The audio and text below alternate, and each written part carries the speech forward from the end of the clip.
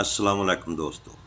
मैं शमैला कमरे में अकेली बैठकर अपने दिल के भारी बोझ को महसूस कर रही थी।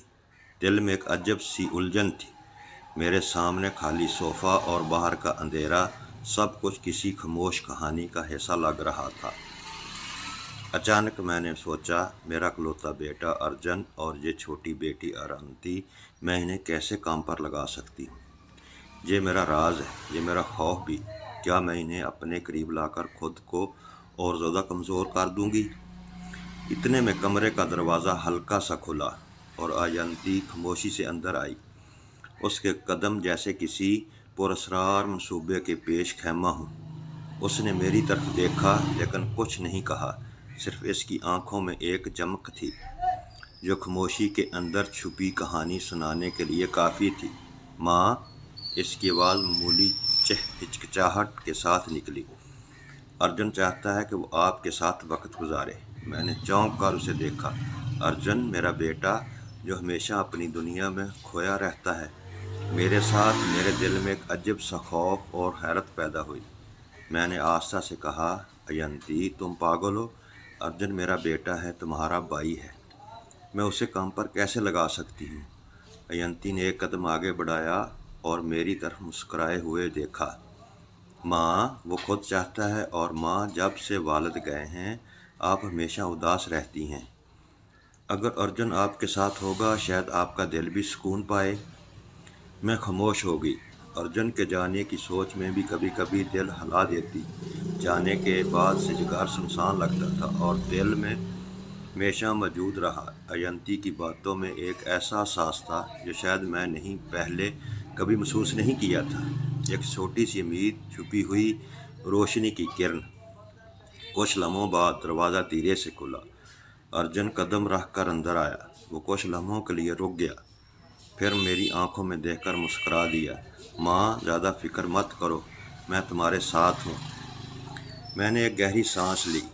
दिल की धड़कन तेज़ थी मगर एक अजब सुकून भी महसूस हो रहा था। अर्जुन के चेहरे पर हल्की मुस्कान और इसकी आंखों में एतमाद ने मुझे अंदर से कुछ ताकत दी। जयंती मेरे करीब आई और नरम अंदाज में बोली, माँ, शायद ये रात कुछ बदल दे। शायद ये लम्हा जो हम सब के लिए नया है आपके दिल को सुकून दे दे। मैंने इन दोनों की तरफ देखा। इनके चेहरों पर छुपी हंसी और बेसाख्ता खुशी और दिल में एक अजब सी रोशनी महसूस की। इनकी मौजूदगी में मेरा दिल थोड़ा हल्का हुआ। मैंने सोचा कि शायद ये मेरी ज़िंदगी का नया मोड़ है। अर्चना की तरह खामोश कमरे में बैठे मैंने महसूस किया कि गम के साए भी कभी खुशी के रंग में बदल सकते हैं। सिर्फ देखने की आँख और समझने का दिल चाहिए। अर्जुन और अयंती की मौजूदगी ने मेरी ज़िंदगी में नया रंग भर दिया। मैंने इन्हें करीब बुलाया और दोनों के सामने बैठ गई। हमने लंबे वक्त के बाद एक साथ बैठकर बातें शुरू की। अर्जुन ने अपने मामूल के काम को छोड़कर मेरी बातें सुनी और अयंती ने अपने नरम अंदाज में सब कुछ मुंज़म किया। इन दोनों के साथ बैठकर मैंने पहली बार अपने दिल के बोझ को हल्का महसूस किया। रात के अंधेरों में सिर्फ तीनों की हंसी, बातें और मामूली काम एक अजब सुकून लेकर आए। मैंने महसूस किया कि दिल के अंदर छुपी हुई उदासी कुछ वक्त के लिए दूर हो गई है। अर्जुन की मौजूदगी ने मुझे याद दिलाया कि बेटे और बेटी की मोहब्बत सबसे बड़ी ताकत है। इसी लम्हे मैंने सोचा शायद यही वो वक्त है जब मैं अपने गम और खौफ से निकलकर एक नई शुरुआत कर सकती हूँ। इनकी हंसी, छोटी छोटी बातें और बेसाख्ता खुशी ने सब कुछ बदल दिया। मैंने पहली बार महसूस किया कि गम और खुशी की किरणें छुपी होती हैं, बस इसे देखने के लिए आँख और महसूस करने का दिल होना चाहिए।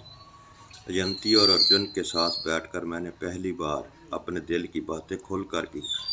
हर लम्हा, हर हंसी और हर छोटी बात ने मेरे दिल को सुकून दिया।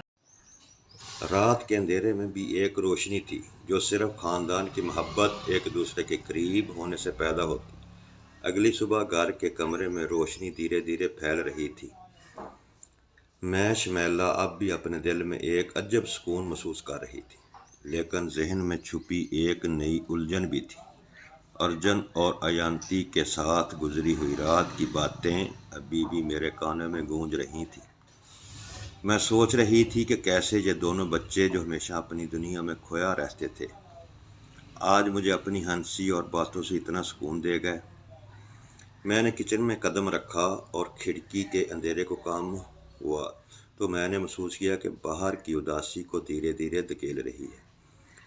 اس وقت یہ دروازے پر کھڑی ہوئی اور بولی، ماں، ارجن نے کہا ہے کہ وہ آج آپ کے ساتھ کام کرنا چاہتا ہے، لیکن میں نے بتایا کہ ہم سب کچھ اچھے سے منصوبہ بندی کریں گے۔ میں نے حیرت سے اس کی طرف دیکھا۔ ارجن ہمیشہ اپنے اسٹول میں مصروف رہتا تھا، لیکن آج وہ خود آ کر میری زندگی کا حصہ بننا چاہتا تھا۔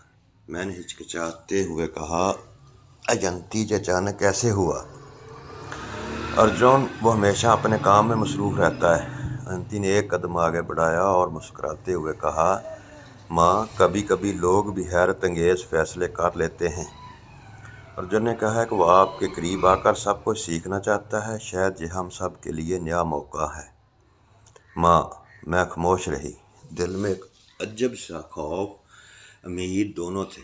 ارجن کے ساتھ بیٹھا کام کرنا، یہ سب کچھ ایسی نئی دنیا کی شروعات لگ رہا تھا، لیکن کیا میں تیار تھی؟ اتنے میں ارجن کمرے میں داخل ہوا۔ اس کی آنکھوں میں ایک عجب پرسکون اعتماد اور ہلکی سی مسکراہٹ اس کے چہرے پر چھائی ہوئی تھی۔ ماں، آج میں آپ کے ساتھ کام کرنا چاہتا ہوں۔